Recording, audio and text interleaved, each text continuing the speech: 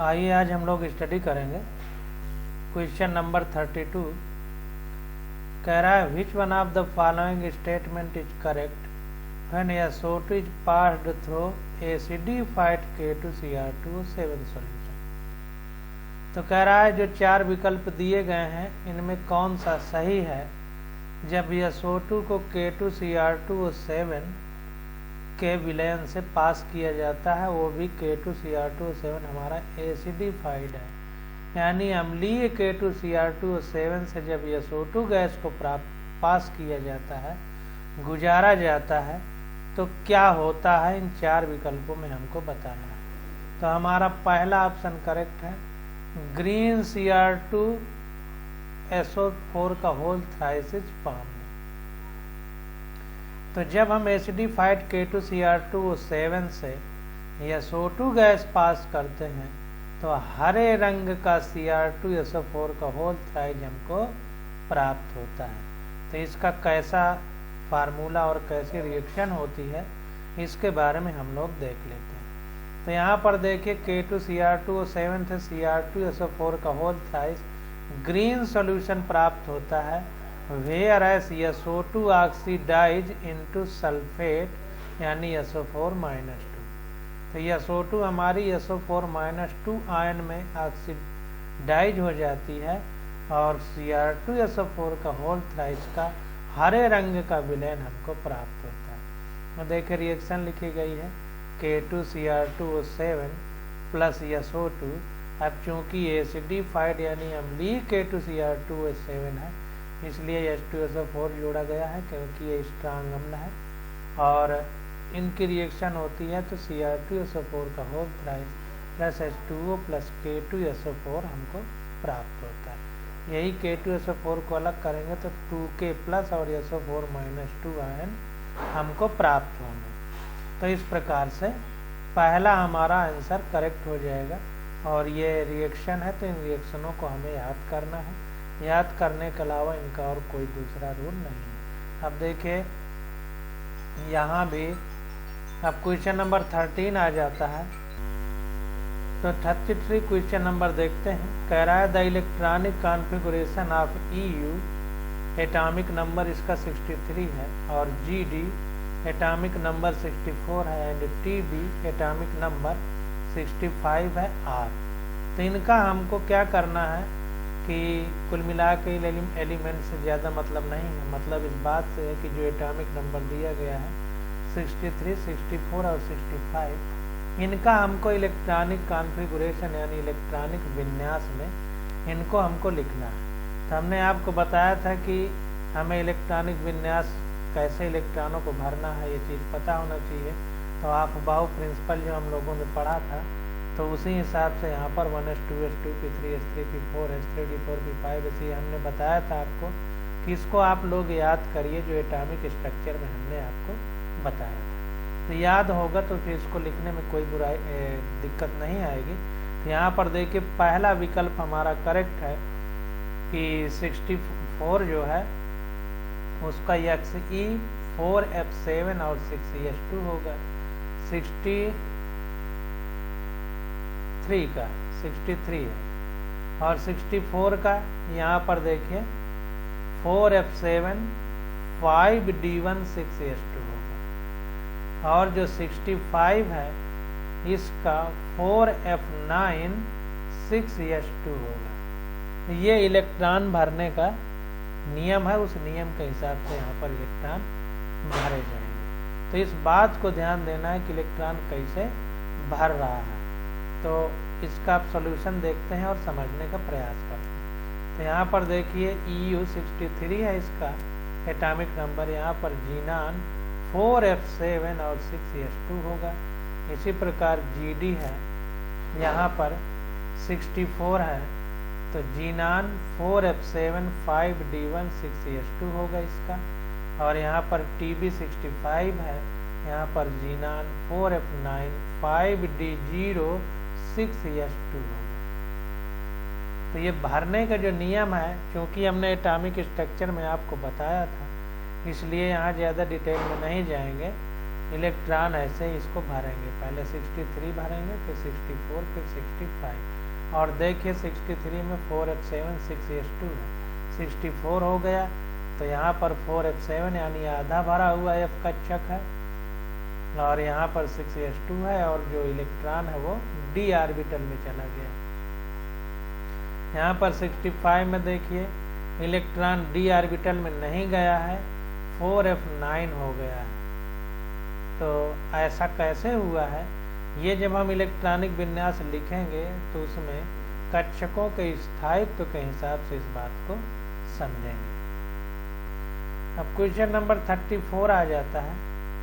तो 34 number question में देखिए कह रहा है कि गैडोलिनियम GD जिसको लिखा गया था ऊपर, belongs to 4f series, its atomic number is 64, which of the following is the correct electronic configuration of gadolinium. तो यहाँ पर देखिए अभी हमने लिखा ही है, तो यही इलेक्ट्रॉनिक विन्यास यहाँ पर भी करेक्ट होगा। तो हमारा सेकंड विकल्प करेक्ट है, जीनान 4f7 5d1 6s2। ये आंसर हमारा करेक्ट हो जाएगा। यहाँ पर देखिए लिख करके बताया गया। तो देखिए यही फायदा है क्वेश्चनों का रिवीजन करने से, नीट के अंसाल पेपर को लगाने से, कि बार बार वही क्वेश्चन आते हैं तो हमारा अच्छे से रिवीजन होता रहता है। अब क्वेश्चन नंबर 35 देखते हैं। तो 35 क्वेश्चन नंबर में देखिए कह रहा है, assuming complete ionization same moles of which of the following compounds will require the least amount of acidified KMnO4 for complete oxidation. तो ये 4 विकल्प हमको दिए गए हैं। इन चारों विकल्पों में कह रहा है कि इन सब चारों का हम कंप्लीट आयोनाइजेशन करेंगे और बराबर मोल लेंगे, सेम मोल लेंगे चारों के। तो कह रहा है कि जब हम एसिडिफाइंग इसका आयोनाइजेशन करेंगे तो कह रहा है कि कंप्लीट ऑक्सीडेशन के लिए सबसे कम मात्रा में अम्लीयकृत KMnO4 की जरूरत किसमें पड़ेगी, लीस्ट अमाउंट, सबसे कम मात्रा में, ये हमको बताना है। तो यहाँ पर देखिए फोर्थ विकल्प हमारा करेक्ट है, FeSO4। इसमें सबसे कम मात्रा में अम्लीयकृत KMnO4 की जरूरत पड़ेगी अगर हम इसको कंप्लीट आयोनाइज करेंगे, सेम मोल लेकर के चारों विकल्पों के। तो यहाँ पर देखिए कम कैसे पड़ेगी इसको समझेंगे। तो FeSO4 will require the least amount of acidified KMnO4 for complete oxidation. अब यहाँ पर देखिए कैसे ये करेक्ट है इसको भी समझें। तो जैसे हम यहाँ पर देख रहे हैं Fe, तो SO4 का -2 होता है, तो यहाँ पर +2 होगा Fe का, यहाँ पर भी +2 होगा क्योंकि ये देखिए ट्वाइस है, तो NO2 माइनस है मान लीजिए, तो यहाँ पर ये जो 2 लगाया गया इसका मतलब यहाँ पर +2 होगा। इधर वाले का इसमें, इधर वाले का इसमें लिखा जाता है, यानी NO2 का इसमें लिखा जाएगा, Fe का इधर लिखा जाएगा। तो यहाँ +2 रहा होगा तभी ये 2 आया है। यहाँ पर देखिए FeSO4 का होल थ्राइस है, तो इसको थोड़ा सा देखें हम, तो यहाँ का -6 हो जाएगा और सल्फर का -2 होता है। यहाँ पर चूंकि ऑक्सीजन है तो ये +2 अगर हो जाएगा तो यहाँ पर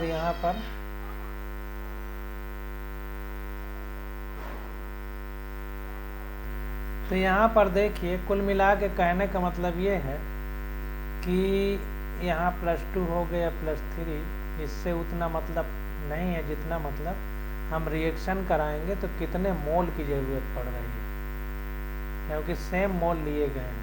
तो एसिडिफाइड KMnO4 से कंप्लीट ऑक्सीडेशन कराएंगे अगर आयोनाइजेशन के लिए इन चारों का, तो सबसे कम मात्रा में एसिडिफाइड KMnO4 की ज़रूरत FeSO4 में पड़ेगी।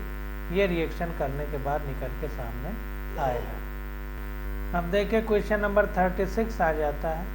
कह रहा है magnetic moment 2.84 Bohr magneton is given bye. तो इतना मैग्नेटिक मोमेंट इनमें से निकिल, टिन, क्रोमियम और कोबाल्ट में से किसका मैग्नेटिक मोमेंट 2.84 बोहर मैग्नेटॉन होगा। तो हम यहाँ पर देखेंगे कि अनपेयर्ड इलेक्ट्रॉन किसमें कितने हैं। तो अनपेयर्ड इलेक्ट्रॉन के आधार पर हम इस बात को निर्धारित करेंगे। तो यहाँ पर देखिए चौथा विकल्प हमारा करेक्ट है। Na+2 का जो मैग्नेटिक मोमेंट है वो 2.84 बोहर मैग्नेटॉन होगा। और कैसे होगा यहाँ पर देखते हैं। तो निकल Na+2 होता है। इसका जब हम एटॉमिक नंबर लिखेंगे फिर उसमें 1s2s2 p3s3 p4 electronic configuration बनाएंगे और 2 इलेक्ट्रॉन निकालेंगे तो 3d8 प्राप्त होगा हमको। 3d8 मिलेगा और 3d8 को d ऑर्बिटल में जब भरेंगे d सबसेल में तो 1 2 3 4 5 कक्षक यानी ऑर्बिटल होती हैं। तो पहले एक एक भर देंगे 1 2 3 4 5। फिर उल्टा स्पिन, ये देखिए गलत बना दिया है, ये स्पिन उल्टा होना चाहिए, उल्टा स्पिन में फिर भरेंगे। ये 3 और भर जाएंगे तो कुल मिला के 2 ही अनपेयर्ड इलेक्ट्रॉन हमारे पास बचेंगे। तो number of unpaired electron n बराबर 2 हो जाएगा। तो μ = √n n+2। तो हेंस μ = इसको जब सॉल्व करेंगे तो आ जाएगा 2.8 बोहर मैग्नेटॉन। और चूंकि अनपेयर्ड इलेक्ट्रॉन है इसलिए ये पैरामैग्नेटिक होगा। पैरामैग्नेटिक का मतलब अनुचुंबकीय, यानी चुंबकत्व की दिशा में ये भागेगा, विपरीत दिशा में नहीं भागेगा।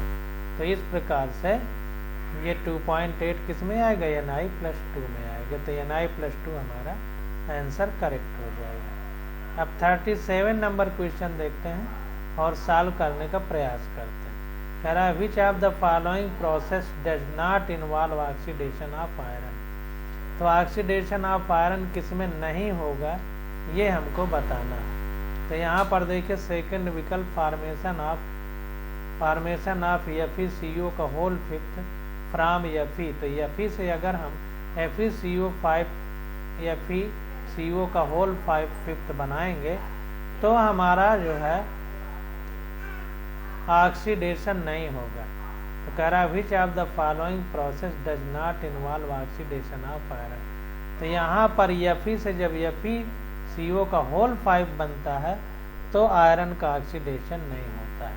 अब कैसे नहीं होता है इसको सॉल्यूशन में हम देखते हैं। तो यहाँ पर देखिए Fe और +5CO, तो यहाँ पर FeCO का होल 5 बन जाएगा।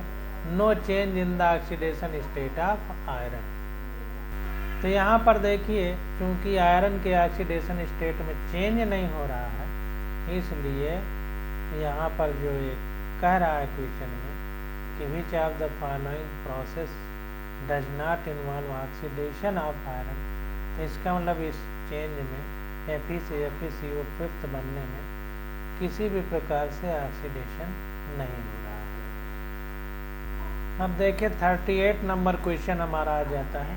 कह रहा है because of lanthanide contraction which of the following pair of element have nearly same atomic radius. तो कह रहा है कि जो 4 विकल्प दिए गए हैं चूंकि लैंथेनाइट कॉन्ट्रैक्शन होता है यानी संकुचन होता है तो 2 ऐसे एलिमेंट हो सकते हैं जिनके लगभग सेम एटॉमिक त्रिज्याएं हों।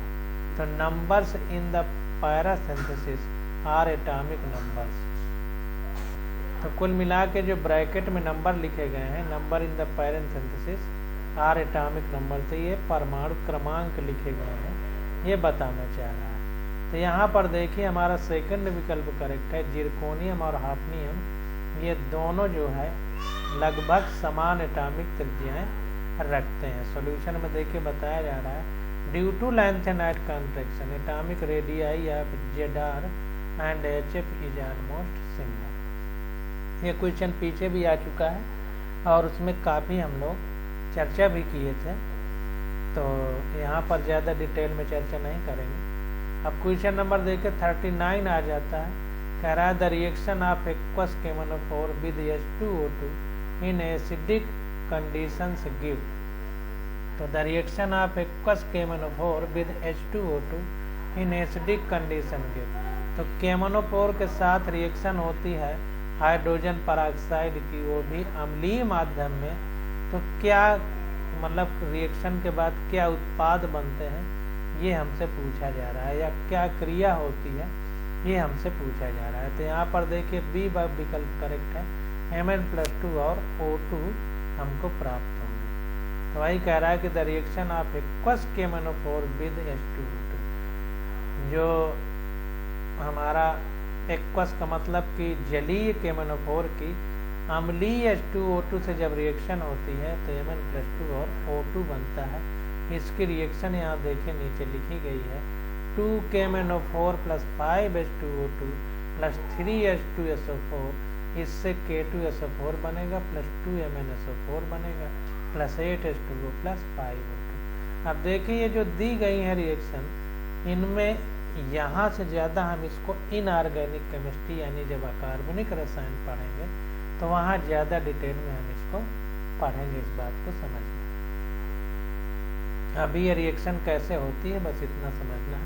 तो KMnO4 की H2O2 के अम्लीय माध्यम में, क्योंकि माध्यम अम्लीय है इसलिए H2SO4 लिखा गया है, तो रिएक्शन होती है। तो चूँकि K हमारा क्षारीय धातु है, Li NaK ये सब, तो यहाँ पर जो है क्षारीय है तो अम्लीय के साथ रिएक्शन करेगा, तो K हमारा SO4 वाले पार्ट से रिएक्शन करके K2SO4 बना लेता है, प्लस Mn हमारा MnSO4 बना लेता है, प्लस ये जो हाइड्रोजन पेरोक्साइड है वाटर बना लेता है और ऑक्सीजन निकलती है।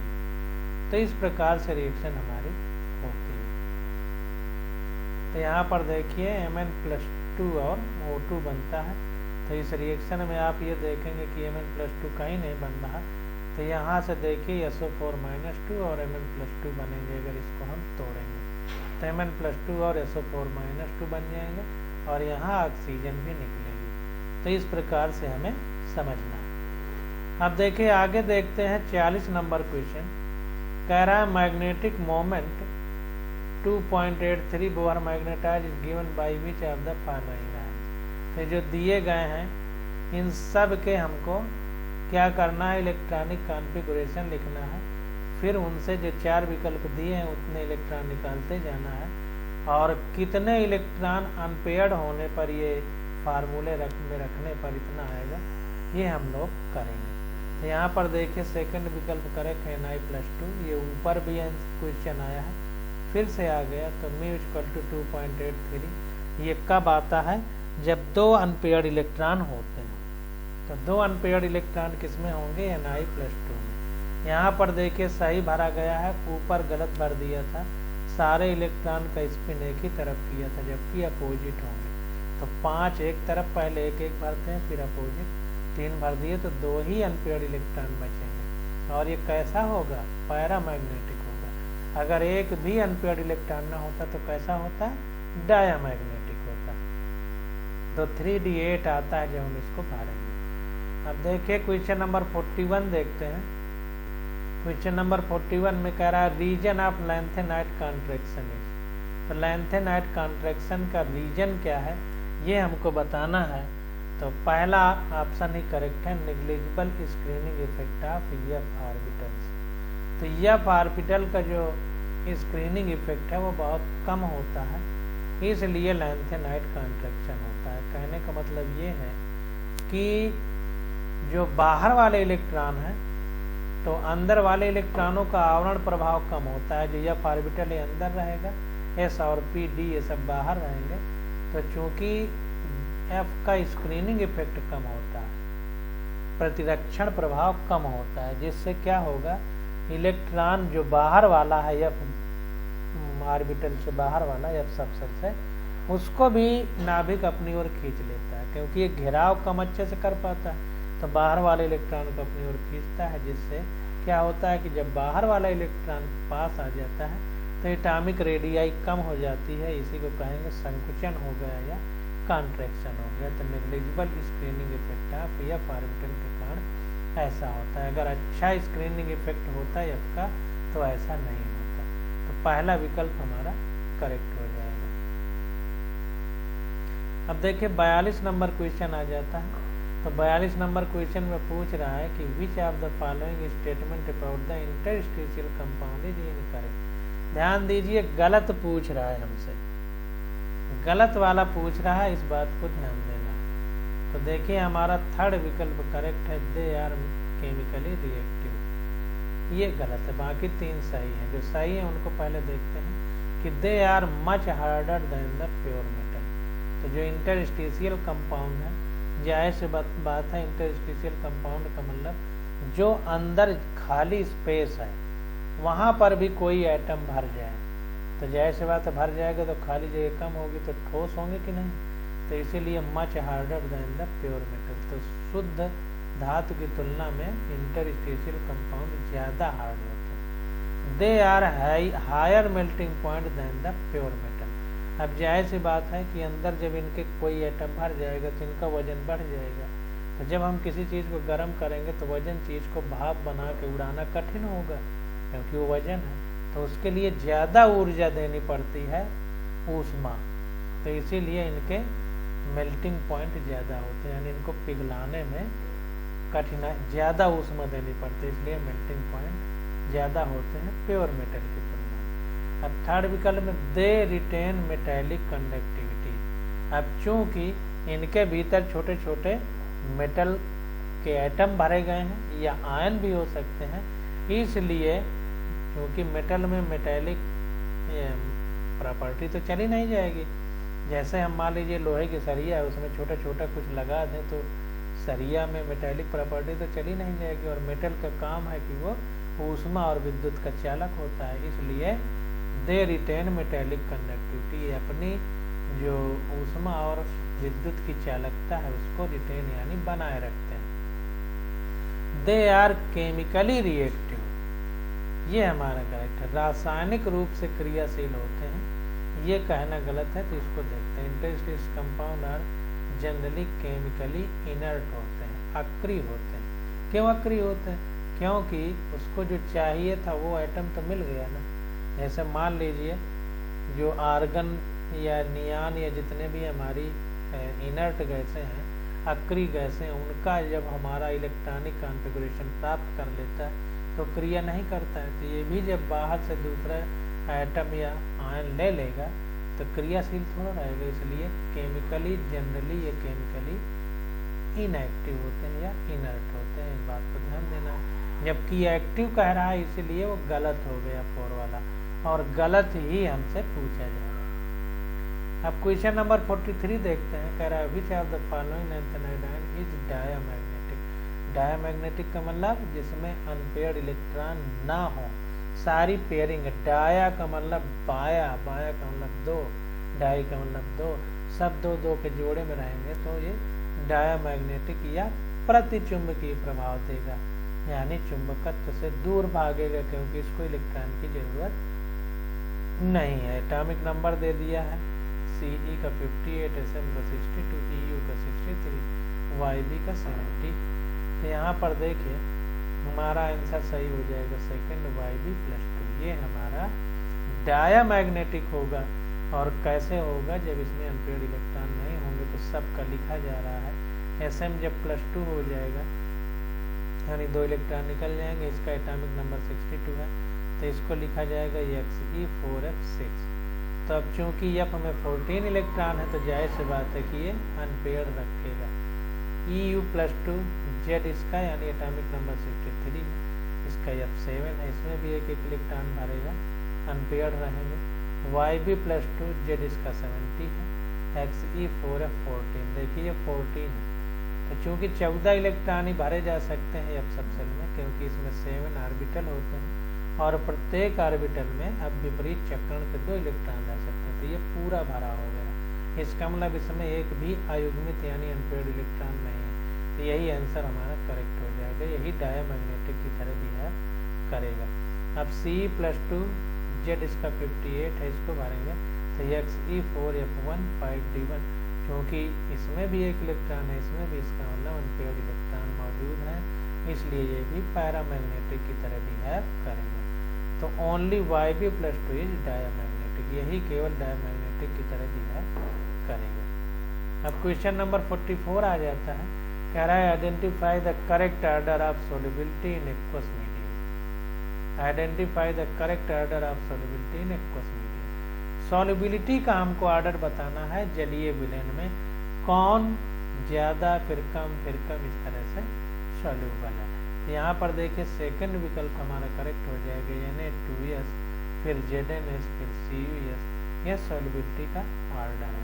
कैसे है इसको देखते हैं। तो देखिए sodium sulphate is soluble in water, the solubility product and hence solubility of ZnS is larger than that of CuS।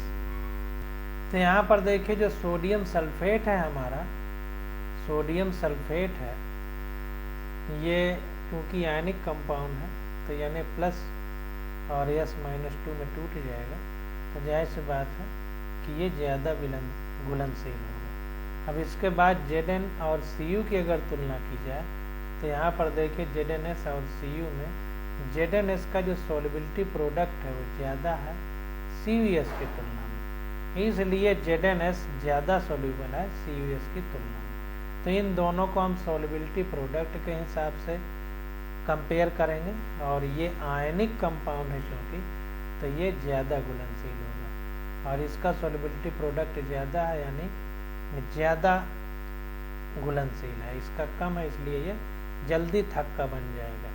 तो अगर हमको ये बातें पता हैं तो हम इनको कर पाएंगे, और सॉल्यूशन वाले चैप्टर में हमने इसको बहुत अच्छे से बताया है। अब अगला आ जाता है क्वेश्चन नंबर 45। कह रहा है स्कैंडियम जेट इसका 21 होता है, is a transition element but zinc jet बराबर 30 इज नॉट बिकाज।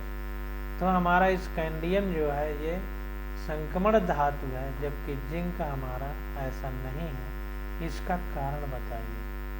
तो यहाँ पर देखिए हमारा सेकंड विकल्प करेक्ट है। In case of scandium 3d orbitals are partially filled but in zinc these are filled. तो जाहिर सी बात है कि ट्रांजिशन एलिमेंट की सीरीज में आने के लिए जरूरी है कि उसका d ऑर्बिटल या तो खाली हो, मतलब खाली होना चाहिए, जबकि जिंक का भरा हुआ है, d ऑर्बिटल तो है लेकिन भरा हुआ है, तो इसलिए डी ग्रुप के अंतर्गत तो आता है जिंक, लेकिन ट्रांजिशन एलिमेंट के अंतर्गत नहीं आता। इसको ध्यान दीजिए कि ट्रांजिशन एलिमेंट यानी संक्रमण धातुओं के अंतर्गत हम उन्हीं को रखेंगे जिनका डी कक्षक पार्शियली फिल्ड होंगे, पूरी तरह से भरे नहीं होंगे। यही हमारा आंसर है सेकंड वाला। तो देखिए कह रहा है कि स्कैंडियम जेड बराबर 21 has incompletely field 3d orbitals in its ground state. इसके बेसिक अवस्था में ग्राउंड स्टेट में इसका जो डी ऑर्बिटल्स है वो इनकम्प्लीट है। 3d1 इसमें इलेक्ट्रॉन, एक ही इलेक्ट्रॉन भरता है डी में। It is considered as a transition element, इसलिए इसको संक्रमण धातु के अंतर्गत कंसीडर करते हैं। बट जिंक जेड बराबर 30 has completely field D orbitals, इसमें पूरी तरह से भरे हुए डी ऑर्बिटल होते हैं, जैसे 3d10, क्योंकि 5 कक्षक हैं एक डी सब सेल में, तो सारे भरे रहेंगे क्योंकि विपरीत चक्रण के 2 इलेक्ट्रॉन भरते हैं, तो 5 दूनी 10, 10 ही भर पाएंगे। तो इसकी ग्राउंड स्टेट में पूरा भरा हुआ कक्षक है। And it's common oxidation state of +2, और इसकी जो कॉमन ऑक्सीकरण अवस्था है जिंक की वो +2 होती है। It is not considered as a transition element, तो चूंकि पूर्ण भरे हुए डी कक्षक हैं जेड में, इसलिए इसको हम ट्रांजिशन एलिमेंट यानी संक्रमण धातु के अंतर्गत, संक्रमण तत्व के अंतर्गत नहीं मानेंगे। ये बात निकल के सामने आ गई। अब क्वेश्चन नंबर 46 आ जाता है। कह रहा है identify the alloy containing a non metal as a constituent in it. कौन सी ऐसी मिश्रातु है जिसमें नॉन मेटल पाई जाती है, ये हमको बताना है। तो यहाँ पर देखिए स्टील ऐसा है जिसमें हमारी नॉन मेटल पाई जाती है, इसको देखते हैं। तो यहाँ पर देखिए जो इनवार है इसमें निकिल मेटल है या फी मेटल है। स्टील हमारी कॉपर कार्बन से मिल होता है इसमें, जो कि नॉन मेटल है, और Fe होता है जो कि मेटल है। बेल हमारा जो घंटा बनाने वाली धातु है उसमें कॉपर होता है, मेटल है, Sn होता है, मेटल है, Fe होता है, मेटल है। ब्रॉन्ज में कॉपर हमारा मेटल है, Sn हमारा मेटल है। तो सिर्फ स्टील ऐसी है जिसमें कार्बन और Fe होता है, इसमें Fe हमारा मेटल है और कार्बन हमारा नॉन मेटल है। तो स्टील हमारा मेटल और नॉन मेटल का एलॉय है। एलॉय का मतलब मिश्रात, यानी दो धातुओं का मिश्रण एक तरह से। अब क्वेश्चन नंबर 47 आ जाता है, कह रहा है विच of the following is not true. ध्यान दीजिए, गलत वाला पूछ रहा है, गलत वाला, भूल से सही न समझ जाइएगा। तो थर्ड विकल्प करेक्ट है, K2Cr2 solution in acidic medium is orange. ये बात गलत है कि K2Cr2O7 का जो अम्लीय विलयन है ये ऑरेंज कलर का यानी नारंगी रंग का, संतरे के रंग का होता है। ये बात यहाँ पर गलत है। अब इसको देखते हैं, और इसके ऊपर भी एक क्वेश्चन आ चुका है। तो यहाँ पर देखिए, जो तीन हमारे विकल्प सही वाले हैं, इनको पढ़ेंगे तो ये बात हमको समझ में आ जाएगी। On passing H2S through acidified K2Cr2O7 solution है मिल्की कलर इज अपीयर। तो दूधिया रंग का कलर आता है अगर हम H2SO4 पास करें अम्लीय K2Cr2O7 से। यहाँ देखिए Cr3 लिखा है, गलत हो गया है। अब Na2Cr2O7 is preferred over K2Cr2O7 in volumetric analysis. तो जब हम आयतन मितीय पढ़ते हैं यानी वॉल्यूमेट्रिक एनालिसिस, आयतन के हिसाब से किसी पदार्थ का हम तौलते हैं कुल मिलाकर, तो Na2Cr2O7 को प्रिफर करते हैं K2Cr2 की तुलना में, K2Cr2O7 की तुलना में। और K2Cr2O7 solution becomes yellow on increasing the pH beyond 7। तो अगर pH हमारा 7 से ज़्यादा जब होता है K2Cr2O7 सॉल्यूशन का, तो वो हमारा येलो रंग का होता है यानी पीले रंग का, जबकि यहाँ एसिडिक मीडियम में कह रहा है ऑरेंज रंग का। तो जाहिर सी बात है कि जब 7 से ज़्यादा pH होगा तो बेसिक होगा, और 7 से कम pH होगा तो एसिडिक होगा।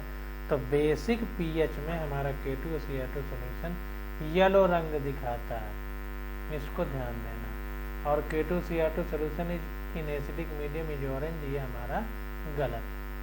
देखिए, जब K2Cr2O7 की रिएक्शन कराते हैं तो Cr2SO4 का होल थ्राइस का ग्रीन सॉल्यूशन प्राप्त होता है। तो कुल मिला के अम्लीय माध्यम में जो K2Cr2O7 है वो ऑरेंज कलर नहीं बल्कि ग्रीन कलर में होगा। ये बात निकल के सामने आ गई।